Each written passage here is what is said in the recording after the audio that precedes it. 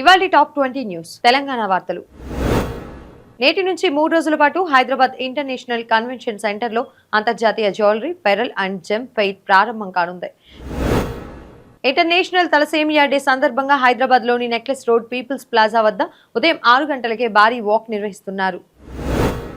నగరంలో సుమారు 85,000 కోట్ల విలువైన ప్రభుత్వ భూములను కాపాడినట్లు హైదరాబాద్ కమిషనర్ చేసిన ప్రకటనపై రాజకీయ వర్గాల్లో చర్చ కొనసాగే అవకాశం ఉంది. మే నెలలో జరగనున్న భారీ బహిరంగ సభలకు సంబంధించి ఇరు పార్టీల కీలక నేతలు నేడు సమన్వయ సమావేశాలు నిర్వహించనున్నారు.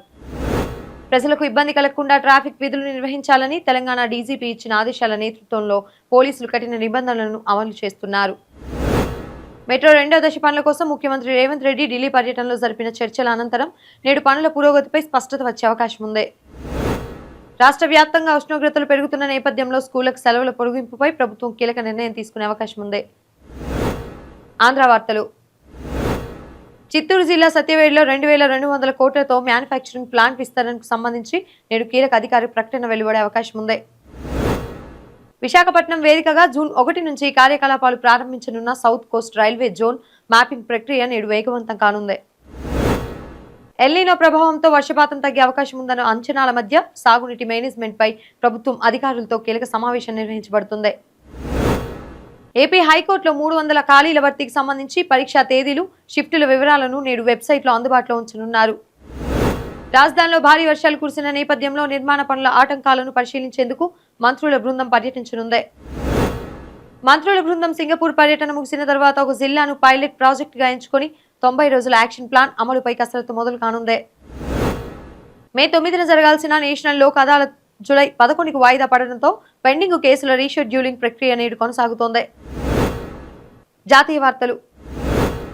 వారాంతపు సెషన్లో నిఫ్టీ 24,250 స్థాయిని దాటుతుందా లేదా అనేది నేడు మార్కెట్ వర్గాల ప్రధాన ఆకర్షణ కానుంది.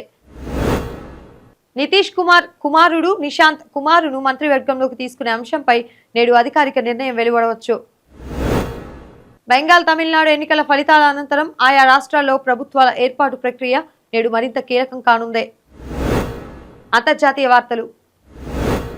అమెరికా అగ్రదౌత్యవేత్త మార్కో రూబియో నేడు పోప్ లియో 14తో భేటీ అయి ఇరాన్ యుద్ధం, ఇతర అంతర్జాతీయ అంశాలపై చర్చలు జరపనున్నారు. మే 8న ప్రపంచ వ్యాప్తంగా వరల్డ్ రెడ్ క్రాస్ డే వేడుకలు మరియు సేవా కార్యక్రమాలు నిర్వహించనున్నారు. గల్ఫ్ ప్రాంతంలో ఇరాన్, అమెరికా మధ్య నెలకొన్న ఉద్రిక్తతలపై వైట్ హౌస్ ఇచ్చే తాజా నివేదికపై ప్రపంచ దేశాలు దృష్టి సారించనున్నాయి.